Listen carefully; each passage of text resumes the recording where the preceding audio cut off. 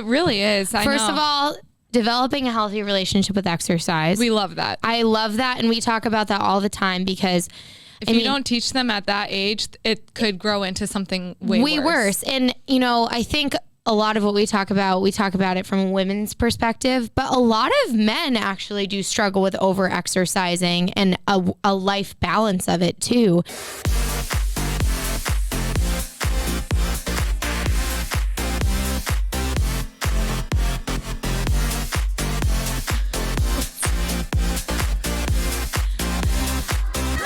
Okay, welcome back.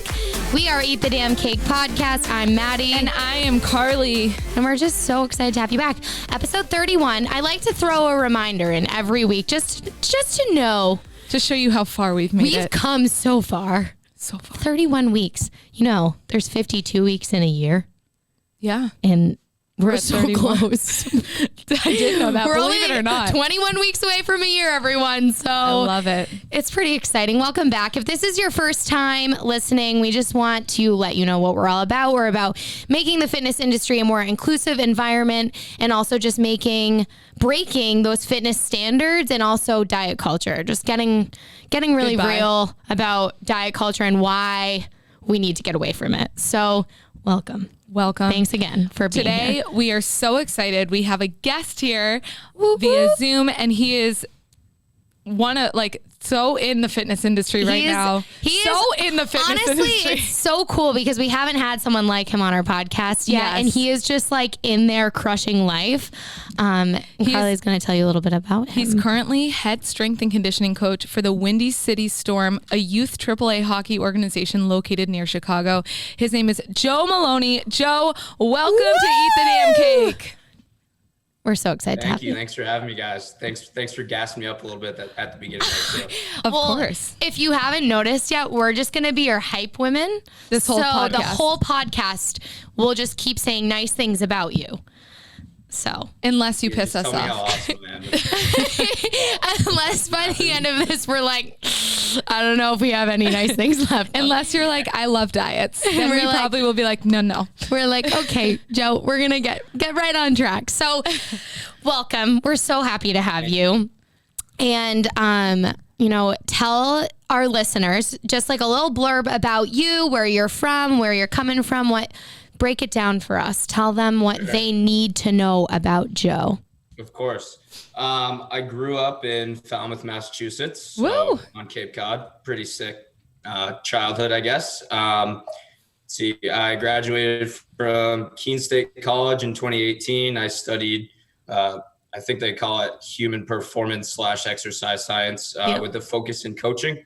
Cool. I worked at Mike Boyle's Strength and Conditioning in Woburn for 2 years. So cool. And then last September, I moved out to Illinois to take this job in Chicago. So I don't really know how I ended up here, but it's been good so far. It's definitely a different world than what I'm used to on the East Coast. But yeah. I know, growing up on the Cape to Chicago, that's so different. Chicago's landlocked and huge jump. Well, there's some water there. There's no ocean. No. There's not a beach. Very problematic. There's you can go to the lake. Yeah. It's not this. It's not the same. It's not the same. How long have you been out there? Sorry, did I miss that? No, I moved out here September. So okay. It's pretty new still. You haven't had a summer there yet. I have not. Oh. And I moved out here during COVID. Yeah. So during a little panorama much moment. To do for the first 6 months. A little pandemic. Yeah, pandemic. No, it's been good. Things are starting to open up a little bit. Well, that's so awesome. Tell us a little bit about, your experience at Keene State. Did you play sports there? Have you always grown up playing sports? What's your favorite sport, etc.? What made you know you want to do fitness, basically? Yeah. So I had a pretty interesting route to get to Keene. I originally went to Sacred Heart University in Connecticut. Oh, nice. To play lacrosse, which, long story short, did not end up working out. Ended up moving home after my sophomore year and then transferred into Keene. I played hockey there. I was always way better at lacrosse, but I always loved hockey more. And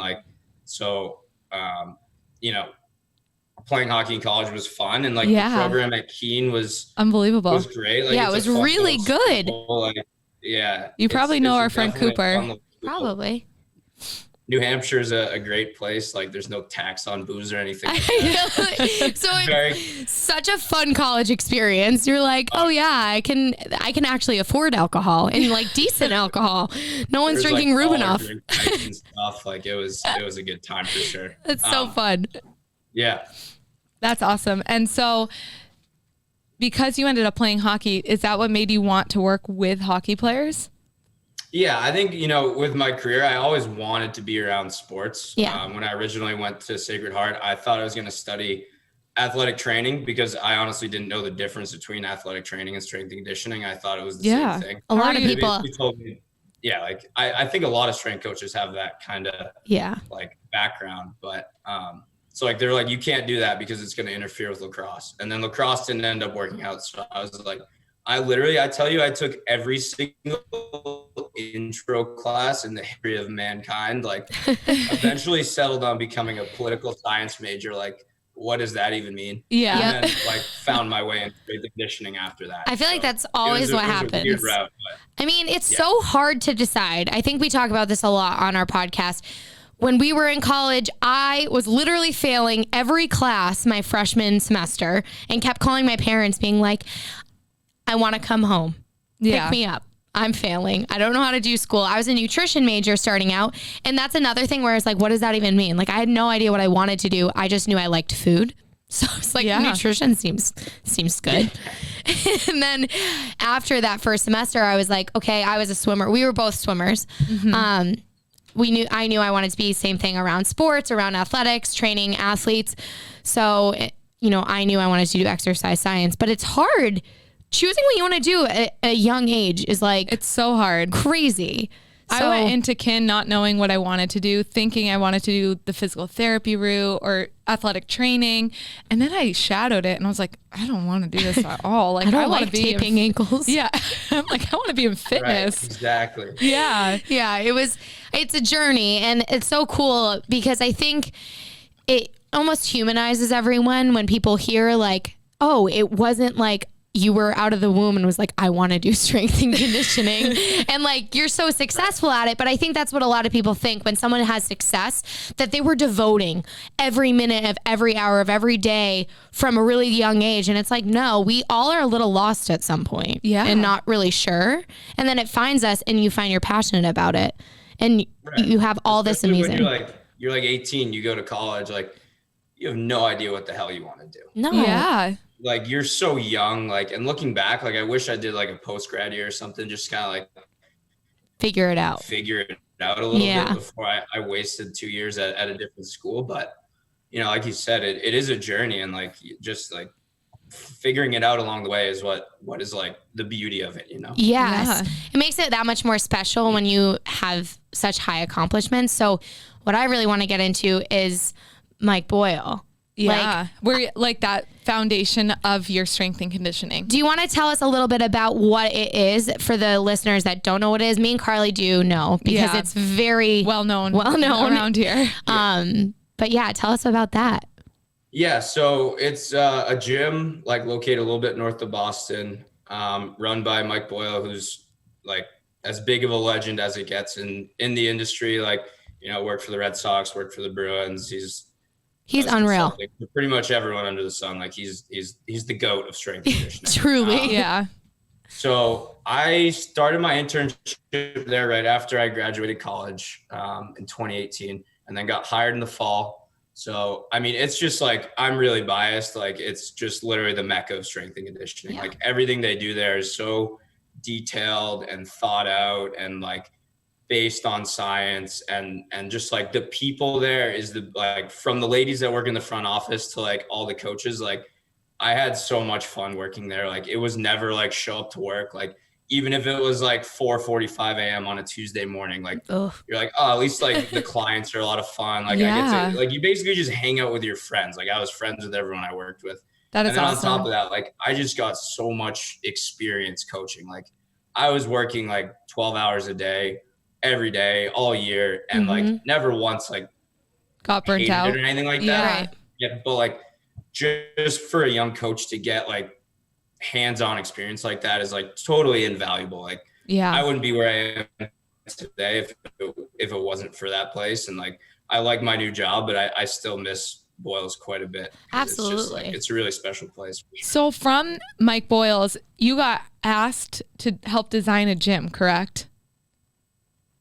Yes. So how did you get into that position? What? I didn't know that. Yeah.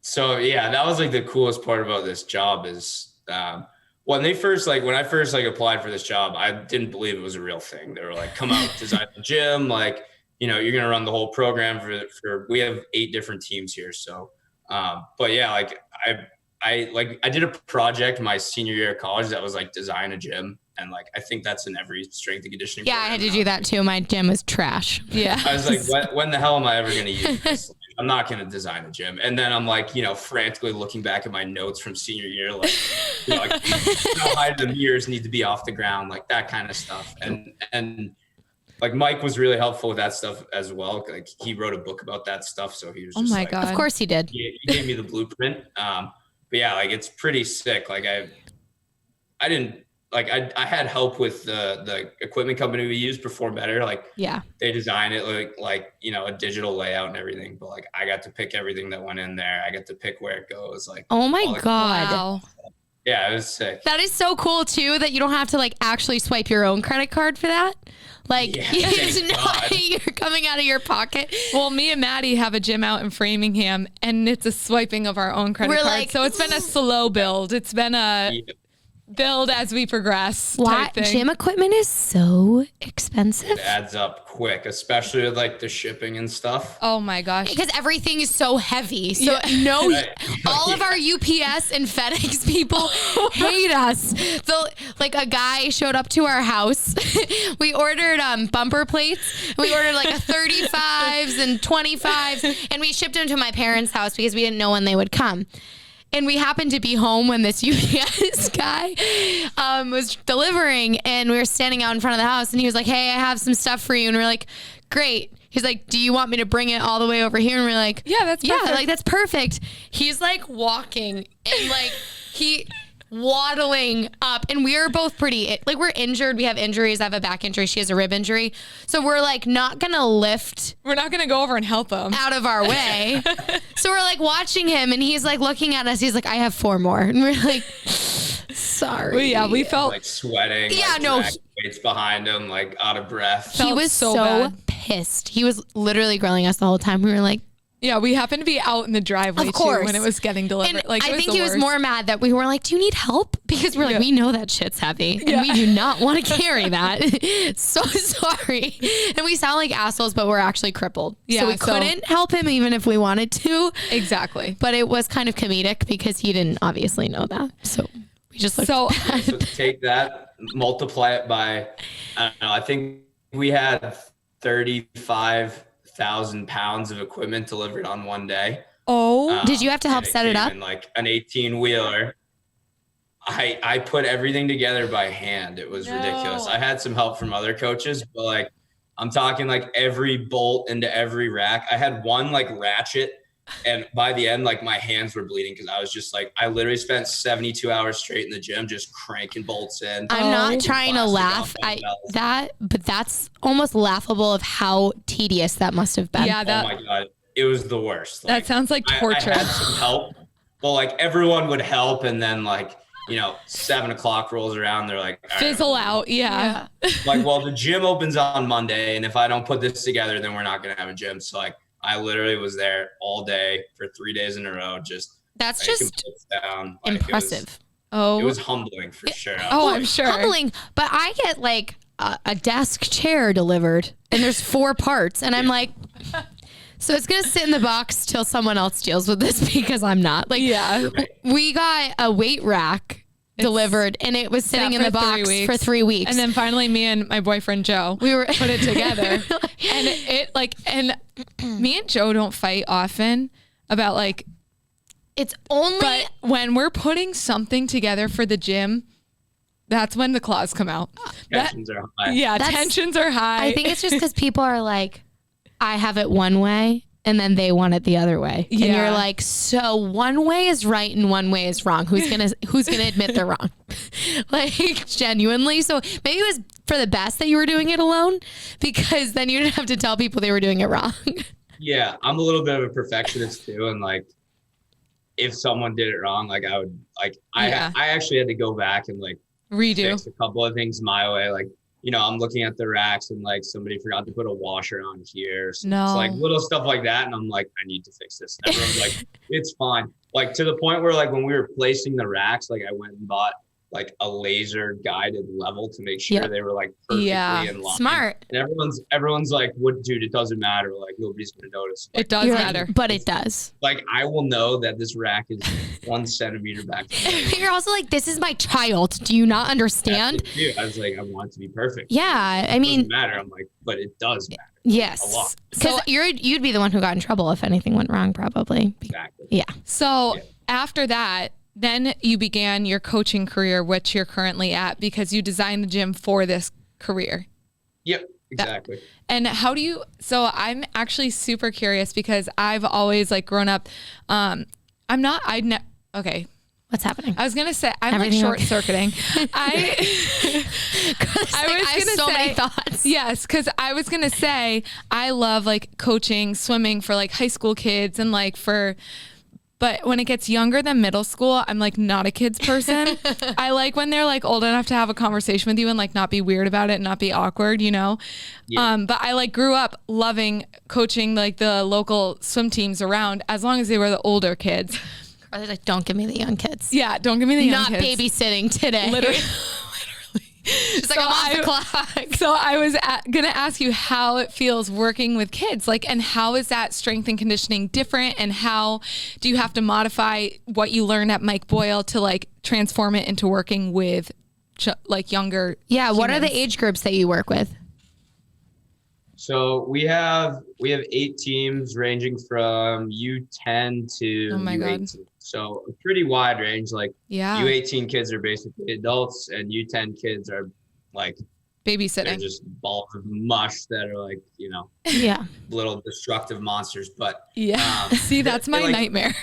Yeah, it can be a little bit challenging at times. Like when I worked at Boyle's, like when you start there, you kind of start with the younger groups. That's kind of how you like work your way up, cut your teeth and like earn some credit there. But I think what happens with the younger kids is the role moves a little bit more away from strength and conditioning, more to like being a teacher, right? Like your goal with little kids should not be to teach them, like you don't need to get them bigger, faster, and stronger. Like they're 10, like they're going to grow, all that stuff will happen naturally.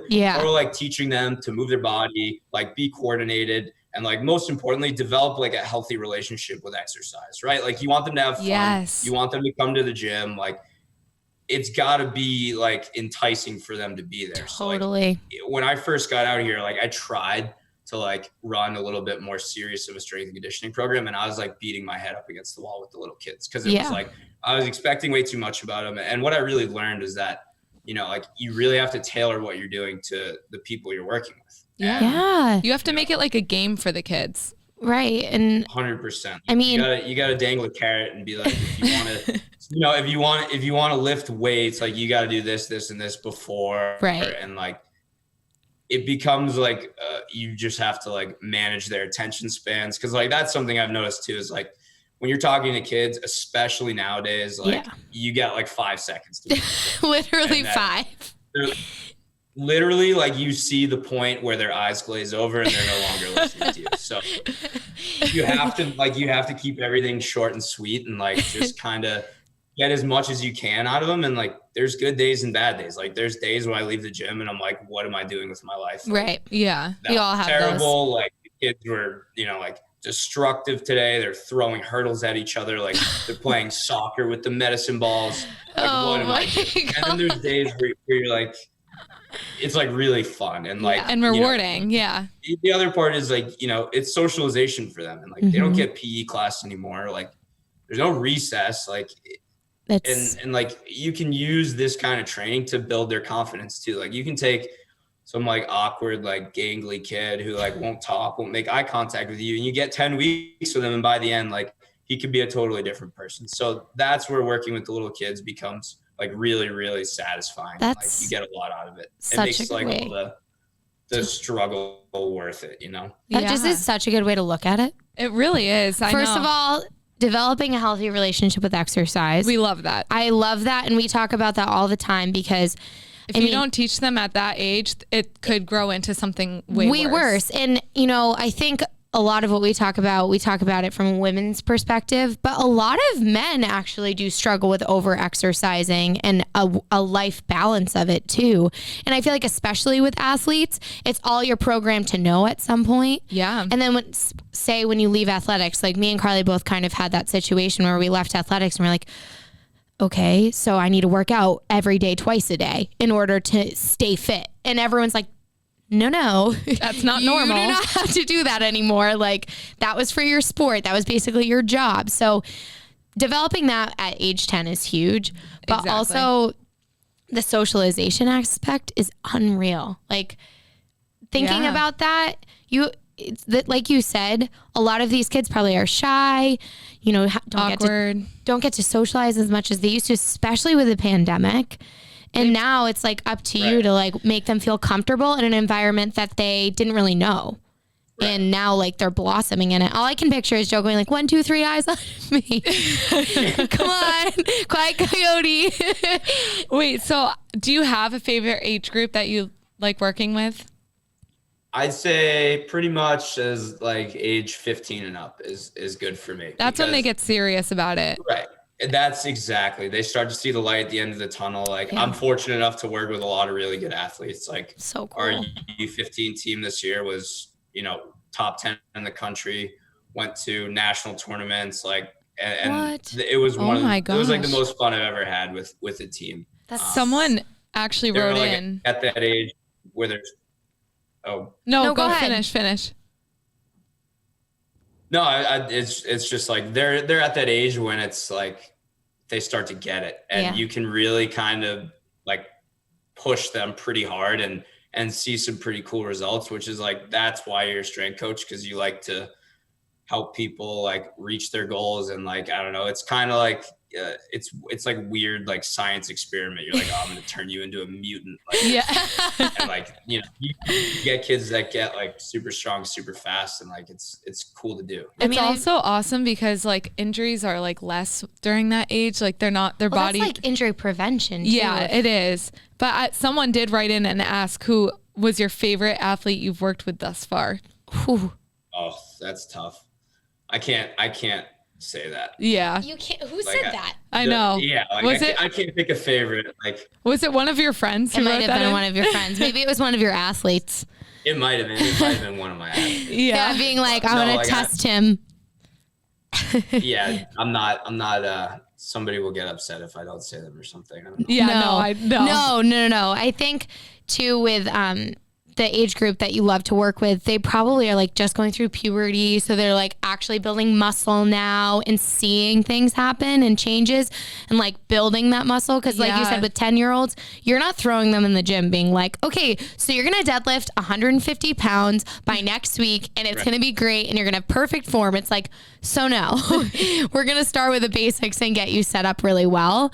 So I think that is so cool that you're just working with all these successful athletes, and like what a better space for you as a former hockey player, and then also as someone that just had so much background in strength and conditioning to now be doing what you're doing. Like, yeah, I mean, I'm really lucky. Like as a guy who loves hockey, like I get to work with basically only hockey players. Like that's so that cool. Doesn't really happen. Like no. When I worked at Boyles, it's like everyone, you get a little bit of everything. Like from, you know. But that's also amazing experience to have, like you said, because you know how to handle like pretty much every sport, every type of athlete that comes into Mike Boyles. But my question for you is, you've done so already. How old are you? 26. And you've done so much within the fitness industry already, working with all types of strength and conditioning at Mike Boyles, designing and building a gym, and now working with youth hockey players. What has been your favorite part so far, and where do you ultimately want to end up in the fitness industry?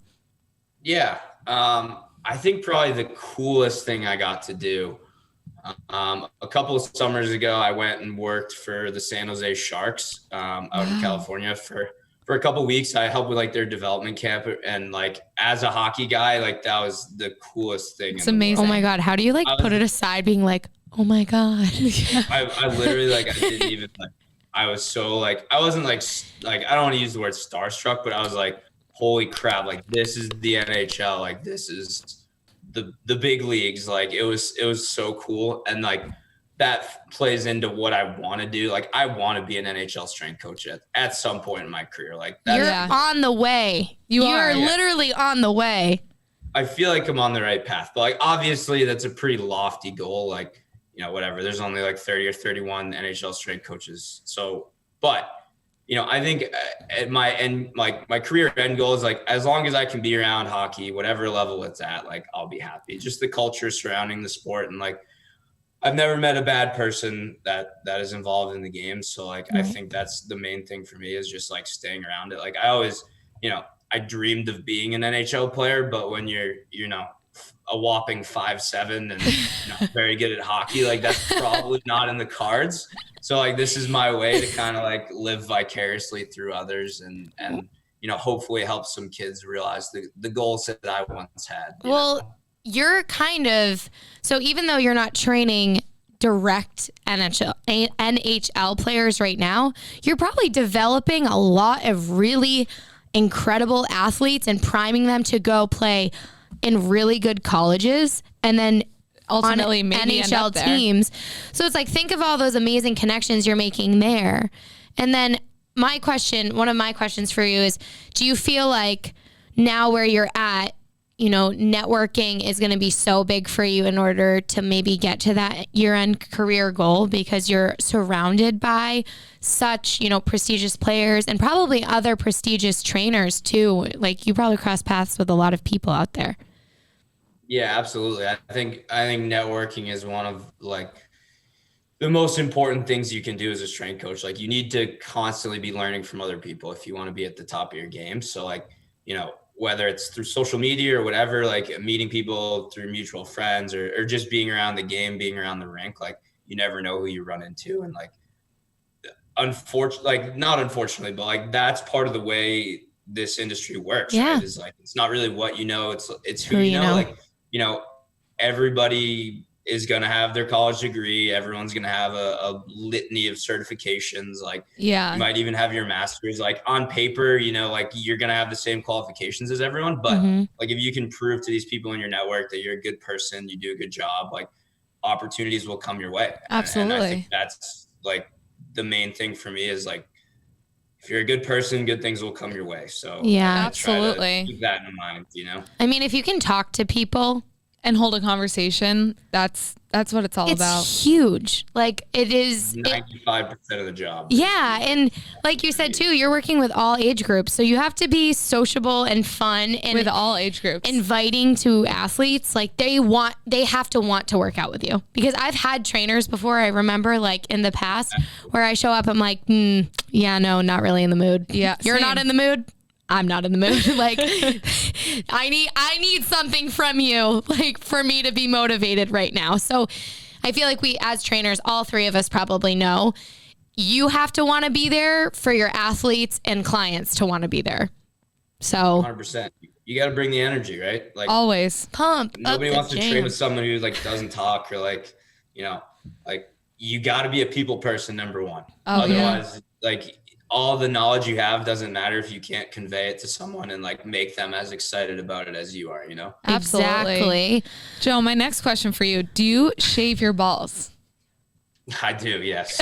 I love it.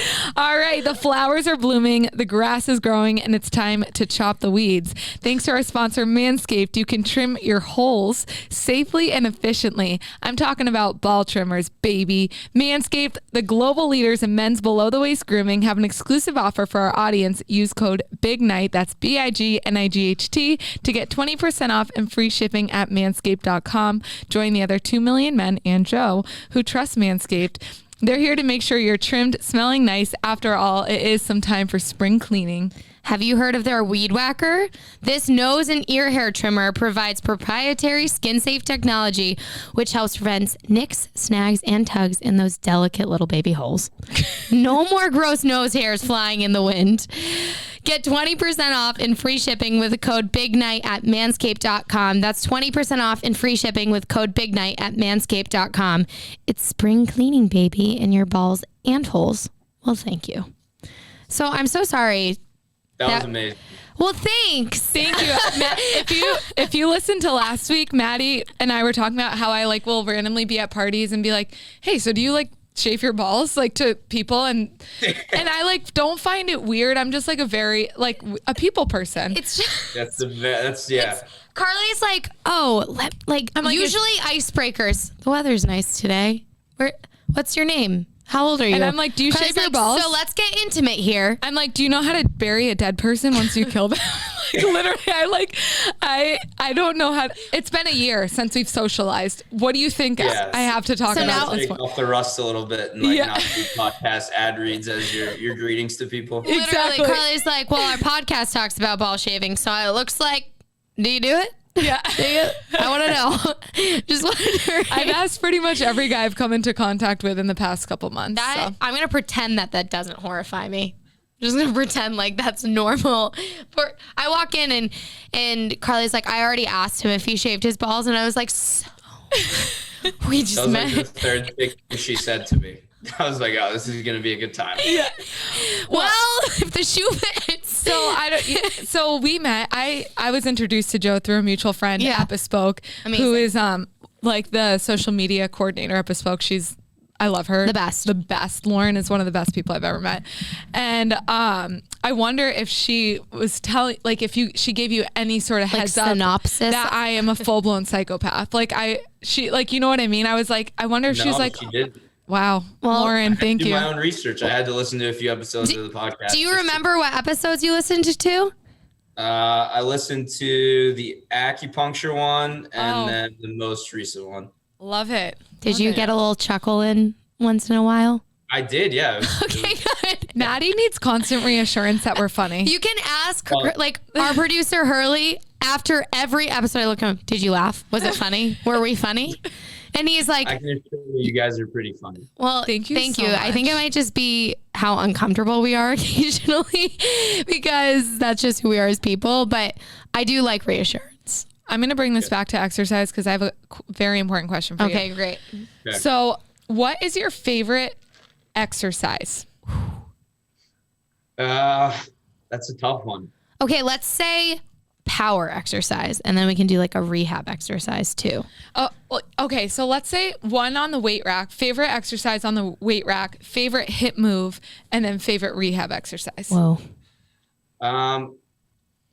Let's see. I don't know. Like I'm kind of at the risk of seeming soft here. Like I don't really like do any let's say trap bar deadlifts. Okay. I don't really like. I have pretty bad shoulders from hockey, so I don't bench press. Like, I do hang cleans from time to time just so I can like look like I know how to do them when I have to demo them.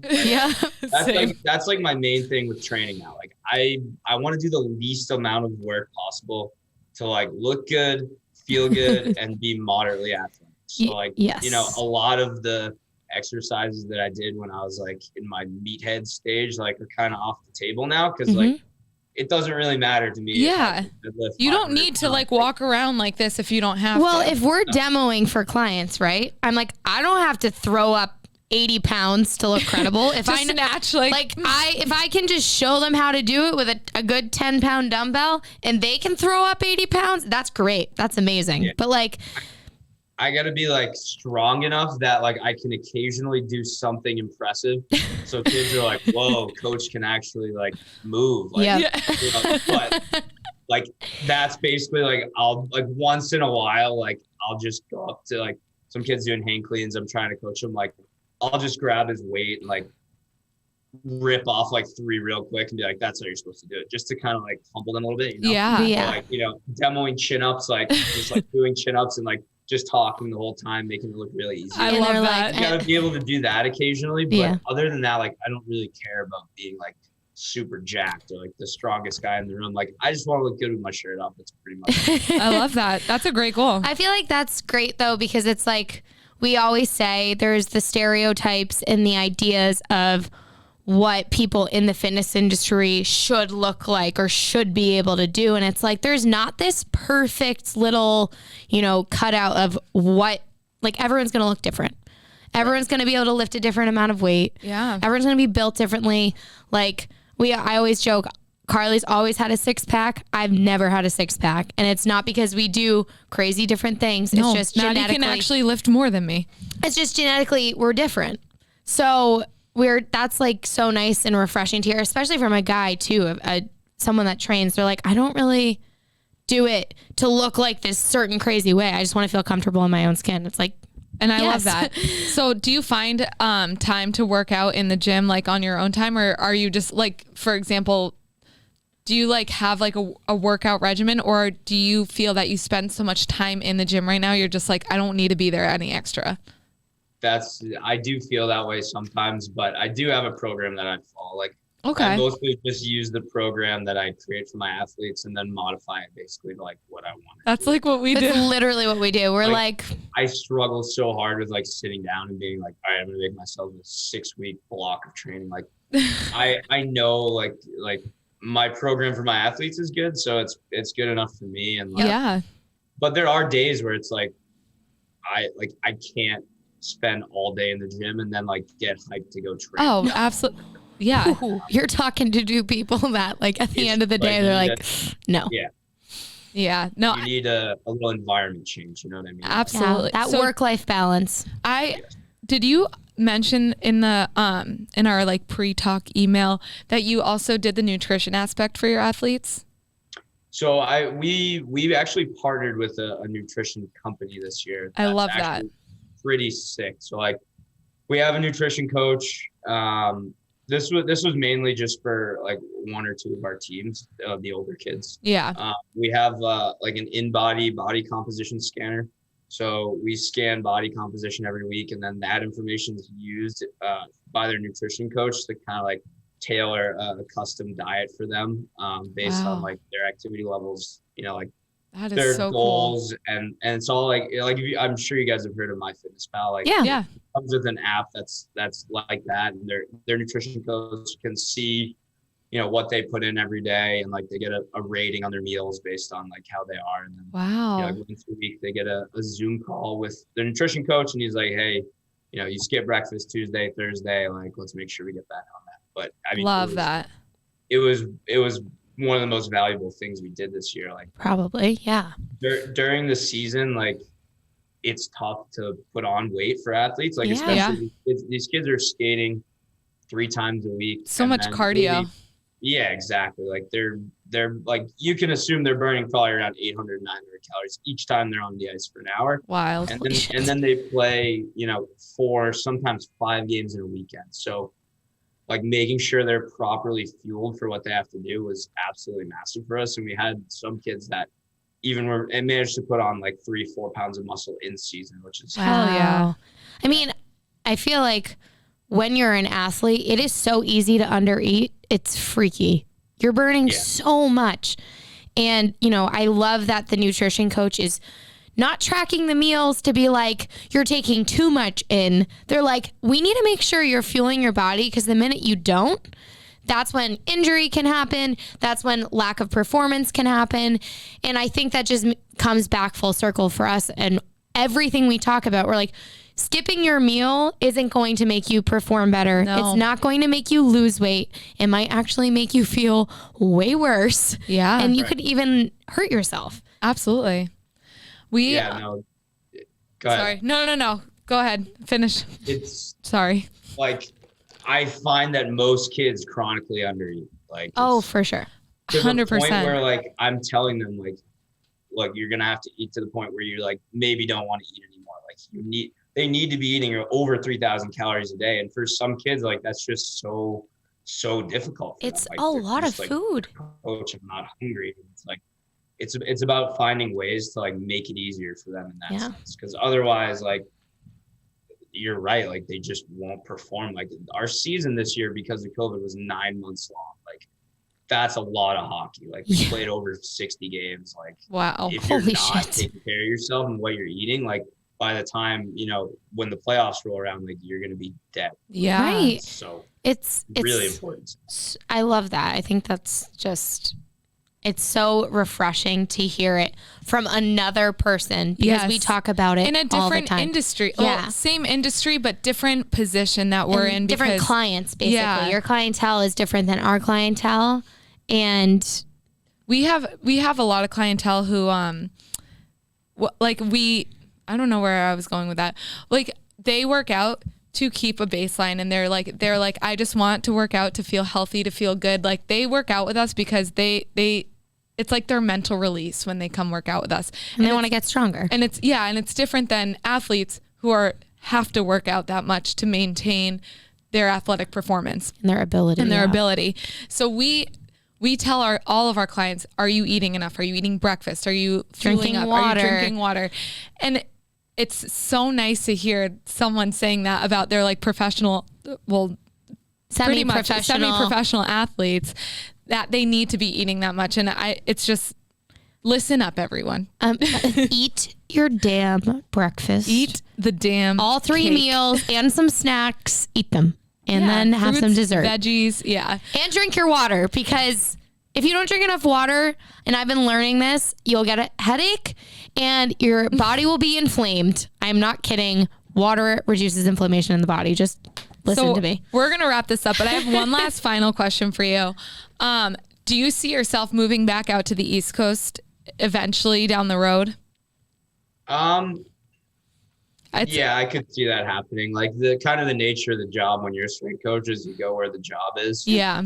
So, I mean, like I will say the Boston Bruins call tomorrow and they're like, absolutely. Yeah. I'm back in a heartbeat. But yeah. I think I got to, do what aligns with my professional goals. But I think like, maybe 10 years from now, or whatever, like I would definitely like want to go back to the Cape and live there. Of course. I love it so much. Yeah, that's your great. The ocean and like, it's just that. I mean, I can't blame you. And I think the cool part is, like you said, your profession, 100%. You I remember that. When I was in college, I had 4 different strength and conditioning coaches. I had like a new one each year at UMass. And each and every one of them, they were like, oh, I just got hired by a school in Texas. And I'm like, oh, have you ever wanted to live there? Like, no, but the job's there. And it's like, you have to be willing to move around. And then also like, imagine you're in your position and you just keep growing and getting better and you're staying out in Chicago and you're like, my career is flourishing, and Chicago's a really freaking cool place to be too. I've heard. So, I mean, it's cool that maybe one day you'd want to go back, but it's like, I always think about it. Our business is in Framingham, Mass. As much as I want to move to Charleston, South Carolina, I'm not going anywhere. Our roots are dug deep. Our roots are so freaking deep. Yeah. I would love to go to San Diego tomorrow, but we're stuck Maybe here. one day when we expand our business and have people take over the Boston branch. Maybe. We wouldn't mind that. There you go. We're looking. So we're bad. hiring. No, I'm just kidding. Yeah, if anyone wants to come get a job, Joe, anyone? I know. No? Joe, you want to come work for us? Come back. But Joe, let everyone know where they can find Yes. you on Instagram, website based, and if especially if people want to ask you questions, because I feel like a lot of the time listeners love to get back to those guests and be like, hey, actually you mentioned this, that, and the other thing. I'd love to hear more about it. So what's your Instagram handle? Do you have a website? What's going on? Instagram is at Post Meloni, Meloni. someone thought we had Post Malone coming on the podcast. I was like, all right, pretty close. It's a pretty good Instagram tag. That is I really locked that one up pretty early. My email, if you want to email me questions or whatever, is my last name .joe@gmail.com. I have Twitter. I honestly don't even know what my Twitter handle is because I'm barely up in there. That's okay. Throw back to Twitter. And then, yeah, like that's pretty much it. I don't have a website or anything. Maybe I should make one. Well, I mean, you work for this massive company. I was gonna say maybe if you go off on your own one day, but but you don't need one right now. It's expensive. You do not want a website, to be honest. I don't think I don't even know what I'd put on my website. Like, I'm not going to write blogs or anything. Just be put like, selfies. I'm a cool guy. I'm Joe. Joe selfies. Joe likes hockey and is a great strength and conditioning coach. And then just put all of your incredible credits and credentials and I'm amazing. Just type the title. I'm amazing. Perfect. Joe. Well, thank you, Joe, so much for coming on today. It was so cool to have someone in your profession on the podcast. Yes. And I think people are going to really enjoy it and learn so much from you. So thank you so much for taking the time and coming on. Yeah, thanks for having me, guys. This was awesome. It was so much fun. So you all can look for this episode 31. It's going to be amazeballs. And don't forget to rate, review, subscribe, reach out to Joe and say he's awesome, whatever you want to do. But we will see you next week, baby. Bye.